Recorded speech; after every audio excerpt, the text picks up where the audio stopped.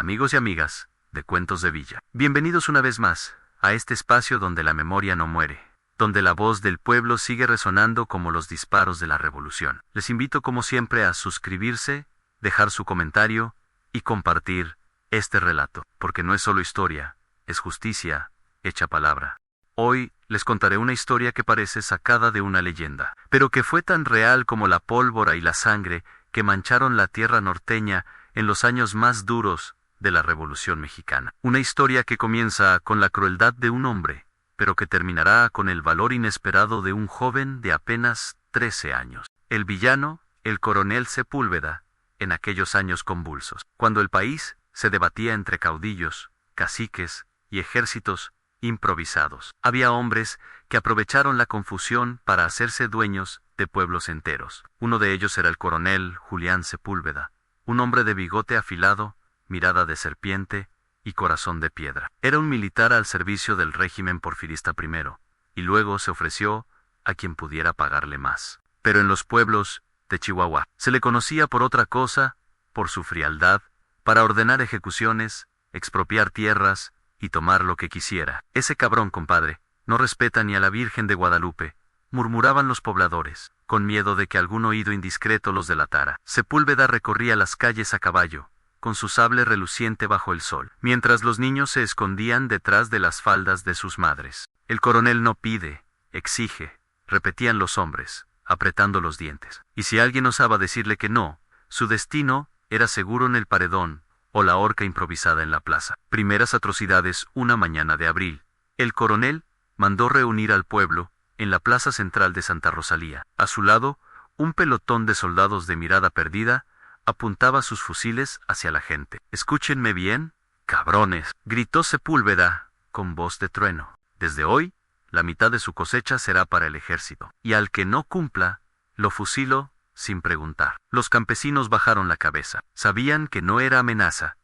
Ya lo había cumplido antes en otros pueblos. Ese mismo día, 3 hombres fueron colgados como advertencia, y sus cuerpos quedaron balanceándose en las ramas secas de un mezquite. El aire se llenó del olor a miedo, y las mujeres lloraban en silencio, con los rosarios apretados entre los dedos. El pueblo oprimido en las cantinas, ya nadie cantaba corridos, solo se escuchaban susurros. Los abuelos repetían que nunca habían visto tanta maldad junta, ni siquiera en tiempos de la leva forzada. Una anciana, doña Eulalia, decía con voz temblorosa: «Ese hombre no tiene alma, le quita el pan al hambriento y la vida al inocente». El coronel no solo robaba cosechas, también se adueñaba de mujeres jóvenes, arrancándolas de sus hogares, bajo la excusa de servicio al ejército. Muchas jamás regresaron, y sus madres seguían rezando, esperando un milagro que no llegaba. La sombra del desierto, el desierto del norte, con su sol inclemente y noches frías, parecía reflejar la misma dureza del coronel. Las dunas eran testigos mudos de los abusos, y los coyotes aullaban cada madrugada, como si lloraran por las almas de los muertos. Sin embargo, el mismo desierto que devoraba esperanzas, también guardaba secretos. En la lejanía, entre rancherías olvidadas, empezaban a correr rumores: «Vila anda cerca, y viene con sus dorados». El nombre de Pancho Villa era como un rayo de esperanza en la oscuridad, pero en Santa Rosalía, bajo el yugo de Sepúlveda, ese rayo aún no iluminaba. El joven sin nombre aún en medio de ese panorama sombrío. Había un niño de 13 años que observaba todo con ojos que parecían demasiado viejos para su edad. Delgado, como poschi y telegrafo moreno por el sol, y con las manos llenas de callos, de tanto ayudar en la milpa de su familia. Su padre había sido uno de los colgados en el mezquite, y su madre apenas podía sostener la casa con lo poco que quedaba. El niño, silencioso, aprendía que la injusticia podía arrancarlo todo, menos la dignidad. Ese muchacho todavía no era protagonista de nada, pero el destino lo estaba preparando, porque habría un día en que su voz y su valor cambiarían la historia de la mismísima División del Norte. Amigos de Cuentos de Villa, si creían que lo que escucharon en la primera parte era duro, prepárense. La historia apenas empieza a mostrar la verdadera cara de la injusticia, y como la crueldad de un hombre puede sumir a todo un pueblo en la desesperación más absoluta. La crueldad del coronel Sepúlveda. Después de aquel primer acto de terror en la plaza de Santa Rosalía, el coronel Sepúlveda no se detuvo. Cada semana, nuevas órdenes de saqueo y violencia llegaban a las casas del pueblo. Las tortillas de maíz Rishon Hecas eran confiscadas, el ganado arrebatado, y los hombres sometidos a trabajos forzados en las haciendas del coronel. Los niños, como nuestro joven protagonista de 13 años, aprendían a esconderse bajo los techos de palma o en los desfiladeros del desierto, observando con miedo los caballos y los fusiles que marcaban cada día. Una tarde, Sepúlveda ordenó que todas las familias que habían apoyado a los revolucionarios fueran reunidas en la plaza, esposadas y humilladas frente a los vecinos. Sus soldados, como lobos hambrientos, empujaban a hombres y mujeres, mientras el coronel reía como si estuviera jugando con muñecos de trapo. «Que aprendan, cabrones», gritaba. «Aquí mando yo, y quien se atreva a desafiarme, terminará colgado del primer mezquite que encuentre». El aire estaba cargado de pólvora, miedo y polvo. Nadie podía respirar sin sentir que la muerte estaba a un paso de cada esquina. Historias del dolor entre las víctimas. Había historias que rompían el alma. Dona Catalina, una mujer de cabello encanecido y manos agrietadas, perdió a sus 3 hijos en una redada de Sepúlveda. Murmuraba, mientras lavaba las pocas ollas que le quedaban: «Se los llevaron y no sé si volverán, pero mi corazón no deja de gritar por ellos». Su vecino, don Ramón, un hombre corpulento que antes trabajaba en la milpa, lloraba en silencio. «No hay justicia, ni cielo ni tierra nos protege. Ese cabrón cree que somos nada, y quizá lo somos, para él».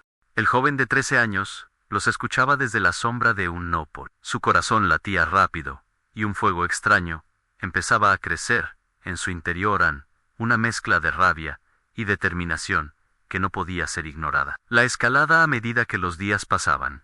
Las atrocidades de Sepúlveda se volvían más extremas. Robaba la comida de los pobres y la vendía a precios exorbitantes en su propia cantina, mientras el pueblo moría de hambre. Las mujeres eran obligadas a trabajar en las haciendas del coronel, desde el amanecer hasta el anochecer. Pero lo peor ocurrió una noche de tormenta, cuando el coronel decidió quemar la milpa de los campesinos rebeldes. El viento del desierto ayudó a propagar las llamas, y el cielo se tiñó de rojo y negro, como si la propia tierra llorara por los inocentes. Los vecinos corrían entre gritos y humo, intentando salvar lo que podían. Algunos niños quedaron atrapados entre los escombros. El joven protagonista miraba desde lejos, sintiendo un dolor que le arrancaba el alma, y jurando por la Virgen de Guadalupe que algo cambiaría. El pueblo pierde la esperanza.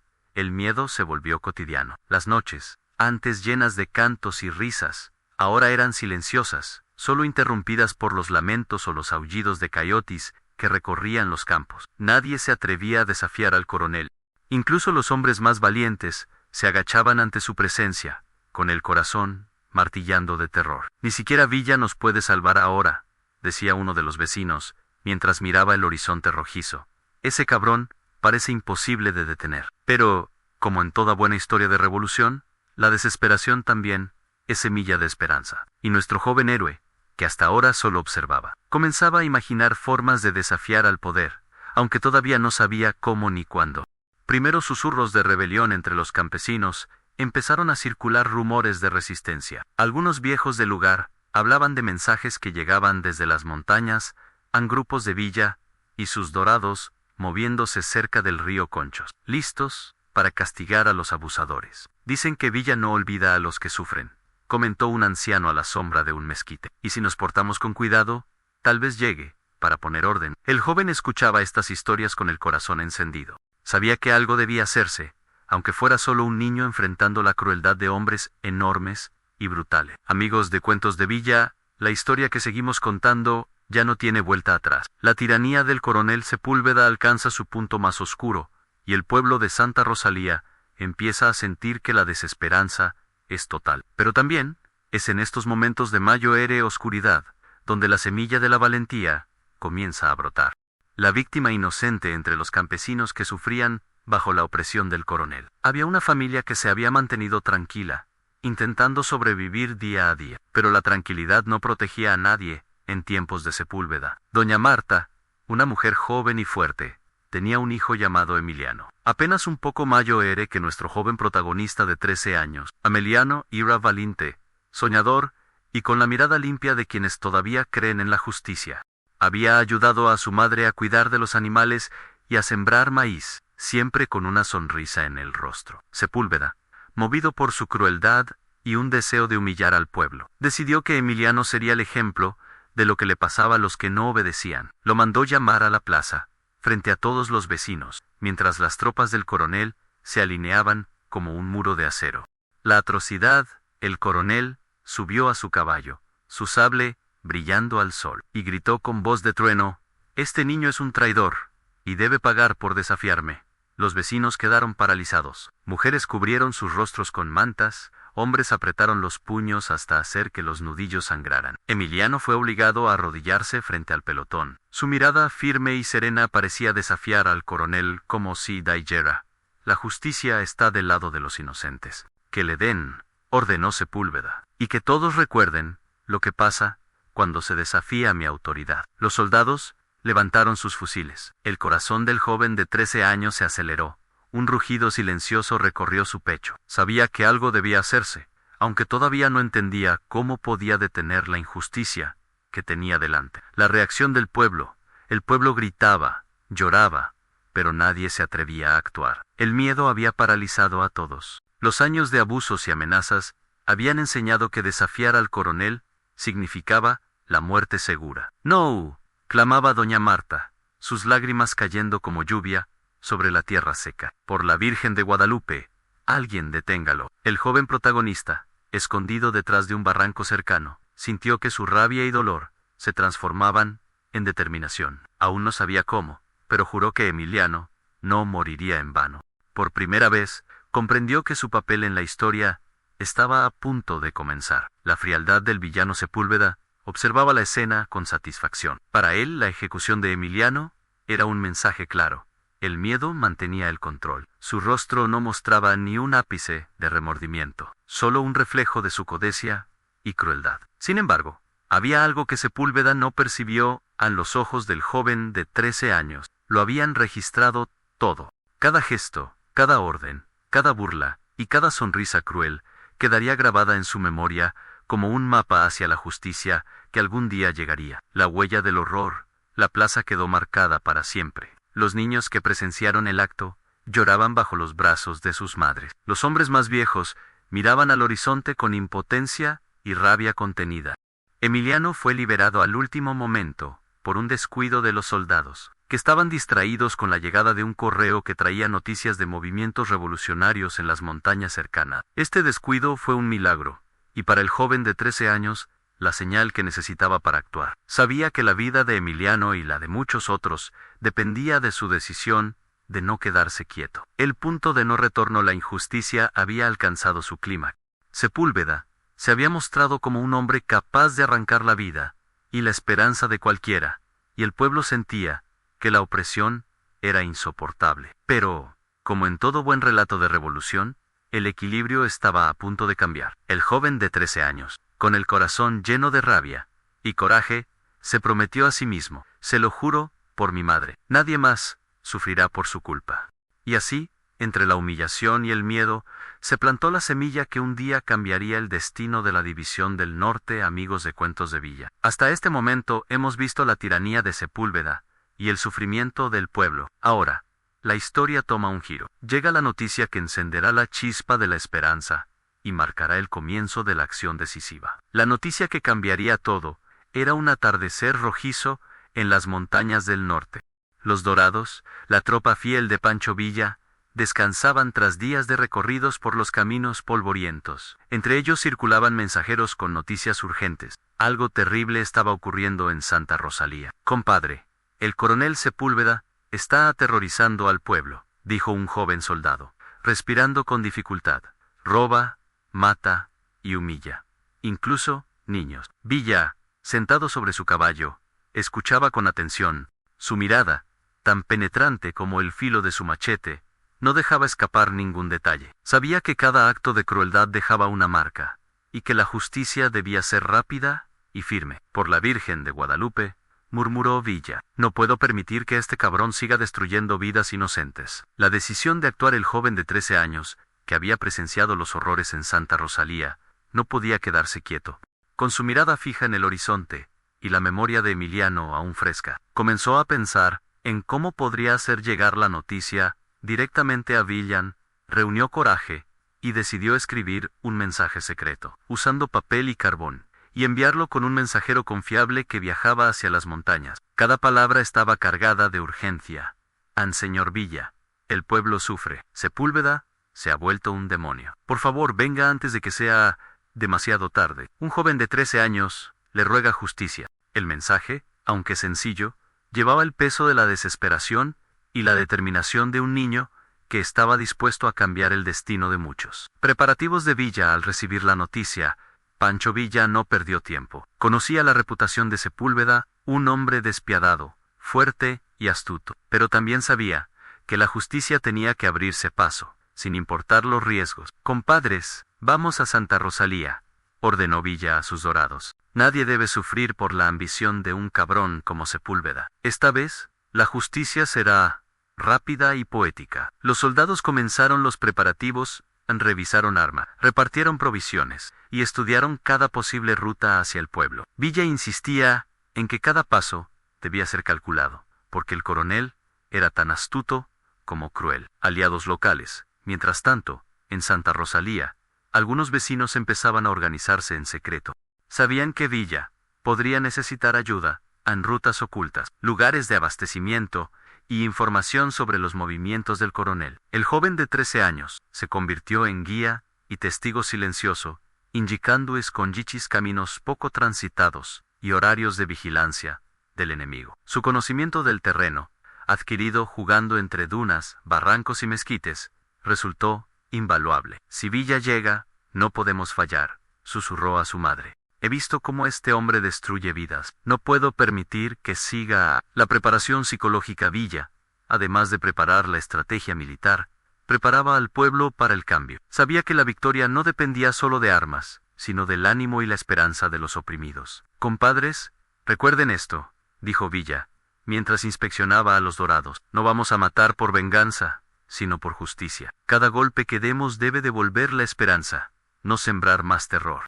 El joven héroe escuchaba estas palabras con atención. Por primera vez, sentía que la fuerza y la inteligencia de un adulto con experiencia podían unirse a su propia valentía para enfrentar la injusticia. La tensión crece mientras Villa y sus dorados avanzaban por caminos polvorientos y senderos ocultos. El coronel Sepúlveda seguía en Santa Rosalía, confiado en su poder absoluto. No sospechaba que la misma gente que había humillado y aterrorizado ahora comenzaba a organizar la resistencia. El joven de 13 años, escondido en los techos y barrancos, sentía que cada instante contaba. La noticia había llegado a quien podía cambiarlo todo, pero aún faltaba el momento crítico, el encuentro entre la justicia y la tiranía. Amigos de Cuentos de Villa, la historia entra ahora en un punto clave. El coronel Sepúlveda todavía domina Santa Rosalía con mano de hierro, pero lo que no sabe es que las sombras del desierto ya esconden a Villa y a sus dorados, listos para el golpe que cambiará el destino de todos. La llegada silenciosa era una noche sin luna. El viento del norte soplaba entre los mezquites, arrastrando polvo y hojas secas, como si la naturaleza misma quisiera cubrir el avance de los dorados. Pancho Villa encabezaba la marcha, su silueta firme sobre el caballo, con el rifle bien asegurado a la espalda. Silencio, compadres, murmuró.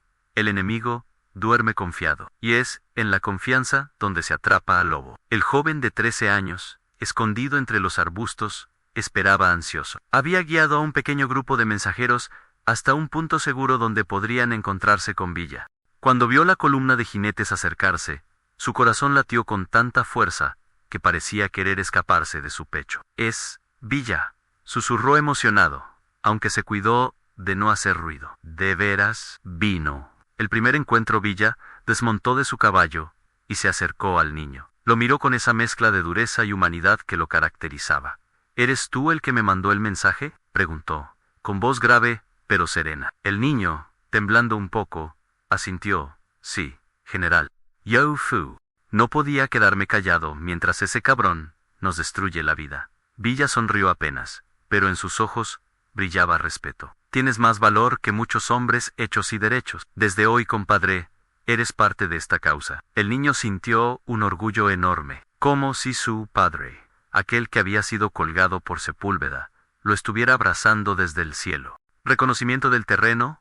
Durante esa misma noche, el niño guió a Villa y a sus hombres por los rincones ocultos de Santa Rosalía, senderos entre nopales que permitían rodear la plaza sin ser vistos, caminos secos de arroyos que funcionaban como trincheras naturales, casas abandonadas que podían servir de escondite para los dorados. Cada palabra del niño era escuchada con atención por Villa, que trazaba en su mente un mapa de ataque. Con tu ayuda, muchacho, dijo el general, haremos que este pueblo vuelva a respirar libre. Aliados locales, no todos en Santa Rosalía estaban vencidos por el miedo. Algunos hombres y mujeres habían esperado este momento con ansias. Cuando se enteraron de la llegada de Villa, comenzaron a reunirse en secreto. Don Ramón, el campesino que había perdido todo, ofreció víveres y agua. Doña Eulalia, la anciana que lloraba por sus nietos desaparecidos, entregó información sobre los horarios de las guardias del coronel. Incluso un joven herrero, con lágrimas en los ojos, ofreció herramientas y armas improvisadas. Por mis hijos, general, dijo con voz firme, Sepúlveda no se llevará más vidas sin pagar. Villa los miró con respeto. Ustedes no son soldados, pero su valor vale más que 1000 rifles. El espionaje al coronel, el joven protagonista, aprovechando su edad y su habilidad para pasar desapercibido, comenzó a vigilar los movimientos del coronel Sepúlveda. Se escondía entre corrales, tejados y matorrales, observando en donde guardaban las municiones, que soldados bebían hasta quedarse dormidos. ¿Cuáles eran las rutas de escape más seguras? Una noche, logró escuchar al propio Sepúlveda jactarse en su cantina privada.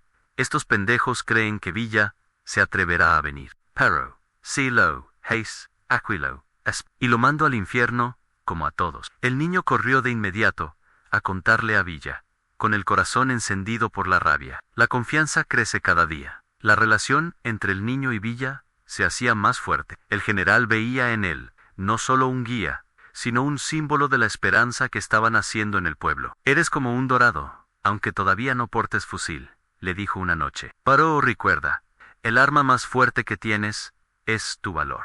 El niño sonrió, y en ese instante supo que no estaba solo en la lucha. El pueblo, Villa y los dorados estaban listos. Bienvenidos otra vez, amigos de Cuentos de Villa, ya no hay marcha atrás. Villa está en Santa Rosalía. El pueblo se ha unido en secreto. Y el niño de 13 años es ahora el hilo que conecta la rabia del pueblo con la justicia revolucionaria. Lo que viene a continuación es pólvora, estrategia y un choque entre dos mundos, la tiranía de Sepúlveda y la justicia de Villa. El plan se pone en marcha. Pancho Villa reunió a los dorados en un viejo jacal abandonado, iluminado apenas por la luz tenue de una lámpara de aceite. El mapa improvisado, dibujado en la arena con una rama, mostraba cada calle, cada casa y cada esquina del pueblo. Escuchen bien, compadres, dijo Villa, con voz firme. No se trata de arrasar con el pueblo, se trata de arrancar de raíz al demonio que lo oprime. Sepúlveda es astuto, pero más lo somos nosotros. El niño, sentado en un rincón, escuchaba con los ojos brillando de emoción. Sabía que cada detalle que había aportado, los horarios de los guardias, los escondites, los puntos ciegos, ahora se convertiría en armas contra el coronel. General, dijo don Ramón, el campesino, el pueblo está listo, al solo. Díganos, ¿cuándo? Villa asintió. Mañana, antes del amanecer. Cuando todavía sueñen con sus botellas de mezcal,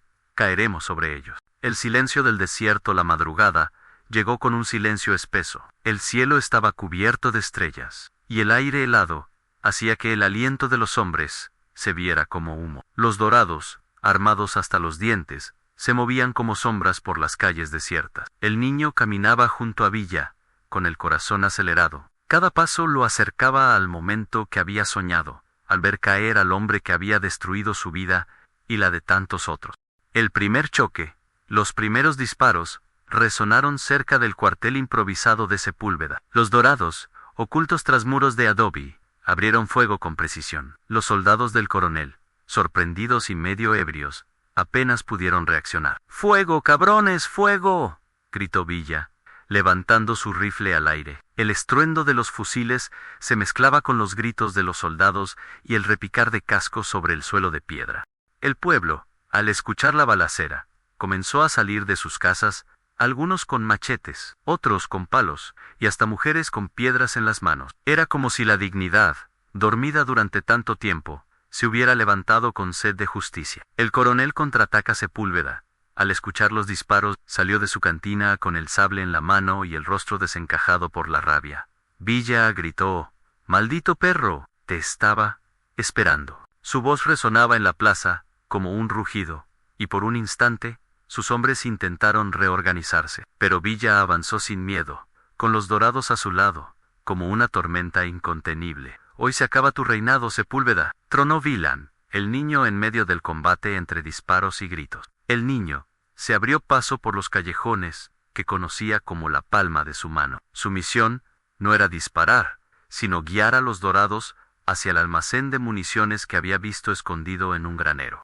«¡Por aquí, compadres!», gritó, agitando los brazos. «Aquí guardan las balas». Gracias a esa información, Villa pudo cortar de raíz la resistencia. Los soldados del coronel se quedaron sin refuerzos, y el miedo se apoderó de ellos. La captura del villano, cuando la plaza quedó casi asegurada, Villa cabalgó hasta el centro, rodeado de sus hombres. Allí estaba Sepúlveda, jadeando, con el sable aún en la mano, y los ojos llenos de odio. El pueblo comenzó a reunirse alrededor, como testigos del momento más esperado. Algunos gritaban insultos, otros pedían justicia, a viva voz. Villa desmontó de su caballo, avanzó hacia el coronel, y con un golpe seco de su rifle, lo derribó al suelo. El niño, que observaba desde unos pasos atrás, sintió que la historia daba un giro. En el hombre que había sembrado terror durante años estaba ahora tirado en la tierra, vencido. «Bájenlo, cabrones», ordenó Villa. «Este hombre será juzgado por el pueblo, al que humilló». Bienvenidos de nuevo a Cuentos de Villa, donde las historias no solo se cuentan, sino que se sienten en la piel. Lo que vamos a narrar hoy es quizá lo más doloroso, y al mismo tiempo lo más digno, cuando el pueblo, por fin, tiene la oportunidad de hablar frente al tirano que lo oprimió. El pueblo reunido, la plaza de Santa Rosalía, se llenó de almas al amanecer. Hombres, mujeres, ancianos y niños se reunieron alrededor del kiosco central, convertido en tribunal improvisado. Los dorados vigilaban los accesos, asegurándose de que nadie escapara ni interrumpiera el juicio. En medio, atado de pies y manos, estaba el coronel Sepúlveda. Ya no había en su rostro la arrogancia de la noche anterior. Su uniforme estaba sucio de tierra y sangre, y el brillo de poder en sus ojos se había transformado en un rencor oscuro. Pancho Villa, de pie junto al niño y a los líderes del pueblo, levantó la voz: «Hoy no seremos nosotros quienes dictemos sentencia, será el pueblo. Hablen, compadres. Cuéntenle a este cabrón lo que hizo». Los testimonios. Primero pasó al frente una anciana, con el rebozo cubriéndole la cabeza. Caminaba lento, apoyada en un bastón. Su voz temblaba, pero cada palabra era un golpe en la conciencia del pueblo. «A mi hijo lo colgaron de un mezquite, solo por robarse un costal de maíz para sus criaturas. Y usted, coronel, se rió mientras mi muchacho agonizaba». «¡Lo juro, por la Virgen de Guadalupe!», la multitud murmuró con rabia. Algunos gritaron insultos, otros lloraban. Después habló una mujer joven, con un bebé en brazos. Su mirada era de acero. «Usted, Sepúlveda, me arrebató a mi esposo. Lo obligó a unirse a sus filas, y nunca volvió. Dicen que lo fusiló por negarse a matar inocentes. ¿Con qué cara me mira ahora?». El coronel bajó la cabeza, incapaz de sostener esa mirada. Uno a uno fueron pasando. Un campesino contó cómo los hacían trabajar como bestias, sin paga. Un niño relató cómo vio morir a su padre bajo las botas de los soldados. Cada testimonio era un clavo en el ataúd de Sepúlveda. La voz del niño finalmente. Villa hizo un gesto al joven de 13 años. El murmullo de la multitud se apagó. Todos sabían que aquel muchacho cargaba la herida más profunda. El niño respiró hondo, apretó los puños y dijo: «Coronel, usted mató a mi padre frente a mis ojos. Lo hizo solo porque no quiso entregar la cosecha. Desde ese día, juré que algún día lo vería caer. Y hoy aquí está, atado, derrotado, escuchando a quienes hizo sufrir». La plaza estalló en gritos de apoyo. «Justicia, justicia». El último intento del villano Sepúlveda, viendo que el juicio se inclinaba en su contra, trató de recuperar la voz de mando. «Son mentiras», gritó. «Yo mantuve el orden. Si no fuera por mí, este pueblo sería un nido de bandidos. Villa es un asesino, y ustedes son sus cómplices. Villa lo miró con frialdad. ¿Orden dices? ¿Llamas orden a matar inocentes? A robar lo poco que tiene la gente. Tú no eres soldado, cabrón. Eres un verdugo. El veredicto del pueblo. La multitud comenzó a corear. ¡Culpable! ¡Culpable!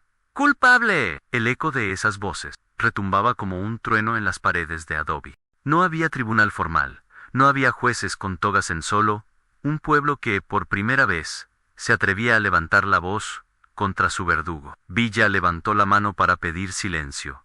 El pueblo ha hablado. Este hombre cargará con el peso de sus crímenes. Bienvenidos, nuevamente, a Cuentos de Villa, donde recordamos que la revolución no solo fue pólvora y caballos, sino también dignidad, sangre y esperanza. Hemos llegado al momento decisivo. El coronel Sepúlveda, declarado culpable por el pueblo, enfrenta ahora la justicia, que tantas veces negó a los inocentes. El amanecer de la sentencia, el sol, apenas asomaba detrás de los cerros, tiñendo el cielo de tonos rojizos, como si hasta la naturaleza quisiera presenciar el acto final. El aire frío de la mañana estaba cargado de tensión. Cada respiración del pueblo parecía contener la pregunta que todos se hacían: ¿cómo pagará este hombre por tanto dolor? Los dorados llevaron al coronel hasta el centro de la plaza. Sus botas arrastraban polvo, y sus ojos, aunque trataban de fingir firmeza, mostraban un miedo que jamás había sentido en vida. Villa, montado en su caballo, habló con voz grave: Sepúlveda, por tus crímenes contra este pueblo, hoy pagarás lo que debes. No habrá perdón, porque no mostraste piedad con nadie. La última palabra del villano, el coronel, con el orgullo quebrado, escupió al suelo y gritó: ustedes son unos salvajes. Nada cambiará con mi muerte. Otros vendrán a ocupar mi lugar. Villa lo observó un instante, luego bajó la mirada y respondió: tal vez, pero hoy este pueblo duerme libre por primera vez. El ritual de la justicia popular se improvisó un paredón contra los muros del cuartel viejo. El pueblo entero se reunió alrededor, no para aplaudir la muerte, sino para presenciar el fin de una era de abusos. El niño de 13 años se acercó a Villa, con el rostro serio. General, ¿puedo estar al frente? Villa lo miró con respeto, como a un hombre hecho y derecho, y asintió. Has sido más valiente que muchos. Quédate, muchacho. Los dorados alinearon sus rifles. El silencio era tan profundo que se podía escuchar el crujido de la madera de los fusiles y el zumbido lejano de un grillo entre los arbustos. El momento final, Villa levantó el brazo, y el pueblo contuvo el aliento. Apunten, tronó su voz. Sepúlveda cerró los ojos, murmurando maldiciones entre dientes. Fuego. Una descarga ensordecedora quebró el silencio del amanecer. El coronel cayó hacia atrás, con la rigidez de un árbol cortado, y el polvo de la plaza se levantó, como un velo que cubría el cuerpo del tirano. La multitud estalló en gritos, no de júbilo vulgar, sino de alivio profundo. Algunos lloraban, otros se abrazaban, y muchos cayeron de rodillas agradeciendo al cielo. La libertad recuperada. El niño, con los ojos húmedos, miró al cuerpo del hombre que había matado a su padre.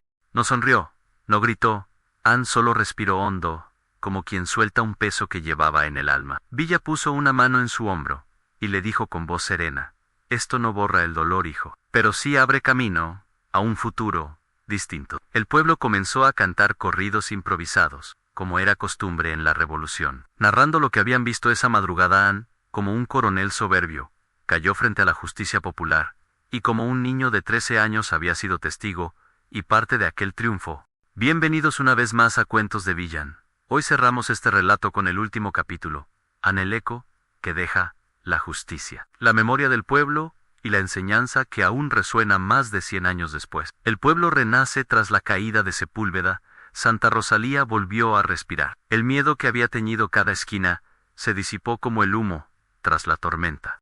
En la plaza, las familias se abrazaban. Las mujeres soltaban lágrimas que no eran de dolor, sino alivio. Y los hombres se miraban con la frente en alto, como si hubieran recuperado algo perdido hacía mucho en la dignidad. Las campanas de la iglesia, que durante años habían callado por órdenes del coronel, repicaron libres esa mañana. Era como si hasta el bronce se hubiera unido al júbilo del pueblo.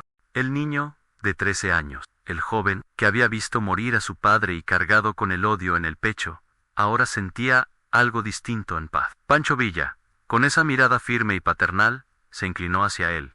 Hijo, Tú cambiaste el destino de esta tierra. Sin tu valor, muchos de nosotros no estaríamos aquí. El niño asintió en silencio. No necesitaba más palabras. Había entendido que la justicia no era venganza ciega, sino un acto de equilibrio, de respeto por los que ya no podían hablar. Con el tiempo, aquel niño crecería, pero en Santa Rosalía siempre lo recordarían como el chamaco que ayudó a Villa a derrotar al coronel. Villa y los Dorados, Pancho Villa y sus hombres, no se quedaron mucho tiempo. Sabían que la revolución aún tenía muchos caminos que recorrer, muchos enemigos que enfrentar. Antes de marcharse, Villa se dirigió al pueblo. No olviden lo que pasó aquí. Hoy fueron ustedes los que hablaron, los que juzgaron y los que vencieron. La verdadera fuerza no está en las armas, sino en la unión del pueblo. Con esas palabras, los Dorados partieron, dejando tras de sí un pueblo transformado. La reflexión, compadres: esta historia no es solo un recuerdo de la revolución, es un espejo en el que aún podemos mirarnos. Nos habla de la eterna lucha entre la tiranía y la justicia, entre el abuso y la dignidad. El coronel Sepúlveda creyó que su poder sería eterno, pero olvidó lo más importante: que el pueblo, aunque callado y humillado, siempre guarda memoria. Y cuando la oportunidad llega, esa memoria se convierte en fuerza. El niño de 13 años nos enseña que incluso en la inocencia puede nacer el coraje, que el dolor, si no se convierte en odio, puede transformarse en un motor de justicia. El legado Santa Rosalía quedó marcada por aquel amanecer. Los corridos que se cantaron después narraban no solo la muerte de un tirano, sino la unión de un pueblo y el despertar de un niño que se volvió símbolo. Y así, entre el polvo del desierto, las sombras de los mezquites y el eco de los disparos, quedó grabada una lección que aún hoy resuena: la justicia puede tardar, pero siempre llega cuando el pueblo decide levantarse.